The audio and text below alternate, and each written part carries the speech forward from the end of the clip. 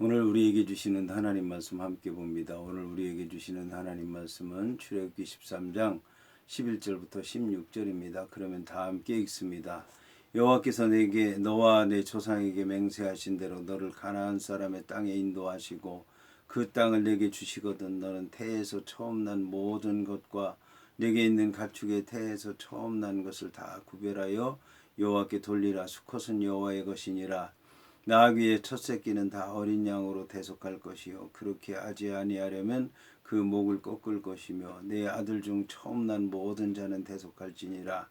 후일에 내 아들이 내게 묻기를 이것이 어찌 됨이냐 하거든 너는 그에게 이르기를 여호와께서 그의 손의 권능으로 우리를 애굽에서 곧 종되었던 집에서 인도하여 내실세 그때에 바로가 완악하여 우리를 보내지 아니하며 여호와께서 애굽 나라 가운데 처음 난 모든 것은 사람의 장자로부터 가축의 처음 난 것까지 다 죽이셨으므로 태에서 처음 난 모든 수컷들은 내가 여호와께 제사를 드려서 내 아들 중에서 모든 처음 난 자를 다 대속하리니 이것이 너 내 손의 기호와 내 미간의 표가 되리라.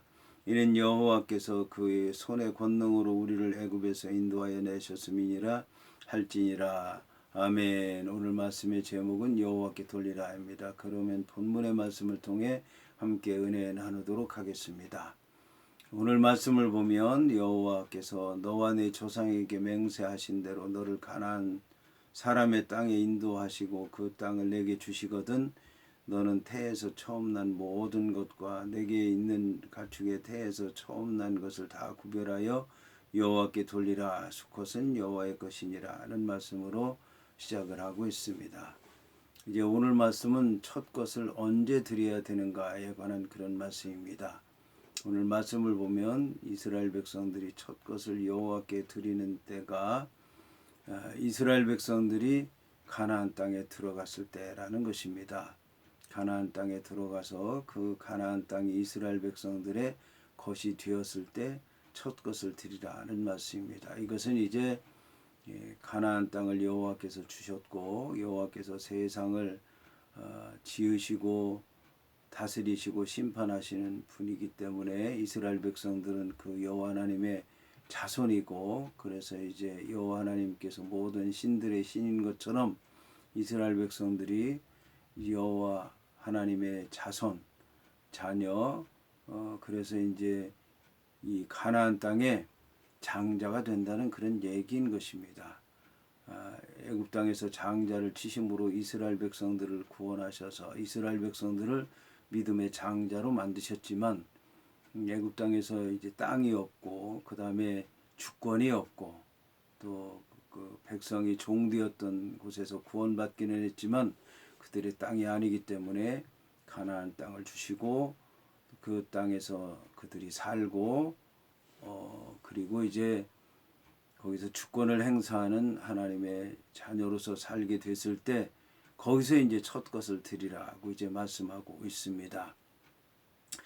여기서 이제 이 어떤 것을 드려야 되느냐, 태에서 처음 난 모든 것, 또 가축의 태에서 처음 난 것, 여기에 이제 덧붙이게 되면 처음 난 곡식, 초실절, 처음 난 곡식을 드리는 것까지 다 포함된다고 얘기할 수 있을 것입니다. 초실절 같은 경우엔 그 푸른 곡식을 배에서 한 단을 묶어서 여호와 하나님 앞에 드리는 것을 얘기합니다.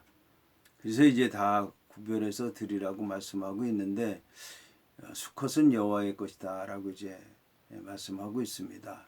여기서 알아야 되는 것은 수컷이라고 하는 것은 그 가족의 대표, 그 짐승의 대표, 또 곡식의 대표일 뿐만 아니라 그 모든 것을 대신한다는 의미를 갖고 있다는 것을 알아야 될 것입니다. 그러니까 모든 사람, 짐승, 곡식을 대표한다는 뜻도 있지만 권리도 있지만 그 책임도 있다는 것을 알아야 될 것입니다. 장자가 모든 이들의 책임이 있기 때문에 그들을 이제 대신해야 되고 또 그들을 대신해서 변호해야 되고 때로는 그들을 위해서 희생해야 된다라고 하는 것을 얘기하는 것입니다. 그래서 이제 권한만 생각할 것이 아니라 책임도 생각해야 된다는 것을 알아야 될 것입니다. 그 다음에는 이제 드리는 방법에 대해서 말씀하고 있는데, 직접 드리는 것이 아니라 이제 대속하라고 말씀하고 있습니다. 그래서 나귀의 첫 새끼를 대속하려면 양을 드려야 되는데, 양으로 대속하지 않을 경우엔 목을 꺾으라고 얘기를 하고 있습니다. 죽이라는 얘기입니다. 목을 꺾는다는 얘기는 포기한다는 얘기입니다. 온전히 드린다는 얘기입니다. 내 것이 없다는 것을 얘기하는 것입니다. 그러므로 장자는 여호와 하나님의 것입니다. 여호와 하나님을 위해서 살아야 되고 여호와 하나님 말씀대로 살아야 되기 때문에 내 뜻대로 살 수 없고 여호와 하나님 뜻대로 사는 것이고, 나를 위해 사는 게 아니라 여호와 하나님을 위해 사는 것이고, 나를 위해 사는 게 아니라 내 형제, 내 이웃, 나와 함께하는 사람을 위해서 사는 것이고, 나를 다 포기하고 헌신하고 이제 드림으로써 하나님의 뜻을 이루면서 사는 것이 바로 장제의 삶이라고 하는 것을 알아야 될 것입니다. 여기서 이제 후일에 내 아들이 내게 묻기를 이것이 어때 됨이냐 하거든 너는 그에게 이르기를 여호와께서 그 손의 권능으로 우리를 애굽에서 곧 종되었던 집에서 인도하여 내실 때, 여호와 하나님께서 이런 이제 애굽의 장자를 치실 때 우리 이스라엘 백성들에 속한 첫것 장자 마지는 치지 않으시고 구원하시고 살리셨다. 그래서 이제 첫 것은 대속하게 됐다라고 이제 가르치라는 것입니다. 여기서 놀라운 것은 뭐냐면 후손에게 이스라엘 백성들의 가장 부끄러웠던 일을 그대로 얘기하라는 것입니다. 종 되었었다. 애굽에서 종 되었었다. 애굽에서 종 되었어서 거기에서 이제 고통을 받게 됐고 멸망당하게 됐고 죽음의 길을 가게 됐다라고 하는 얘기를 하라는 얘기입니다. 우리는 이제 창세기부터 하나님의 말씀을 읽는 습관이 되어 있어서 창세기부터 성경을 읽는데, 이 이스라엘 백성들은 창세기부터 성경을 읽지 않고 출애굽기로부터 성경을 읽는다고 얘기하고 있습니다. 출애굽기는 이스라엘 백성들에게 가장 부끄러운 그 모습이 담겨져 있는 역사라고 얘기할 수가 있습니다. 부정적이고 또 어린아이들이 듣게 되면 반발심도 갖게 되고, 도대체 우리의 조상들은 어떻게 했길래 종살이하고 거기서 멸망의 길로 달려가고 죽음의 길로 달려가는 그런 바보 같은 짓을 하면서 살았을까. 조상에 대한 멸시, 증오, 모멸감 같은 것을 느낄 수 있는데도 불구하고 이스라엘 백성들은 그것을 그대로 있는 그대로 자녀들에게 가르친다는 것입니다. 이것이 바로 성경에서 여호와 하나님께서 말씀하신 말씀이기도 합니다.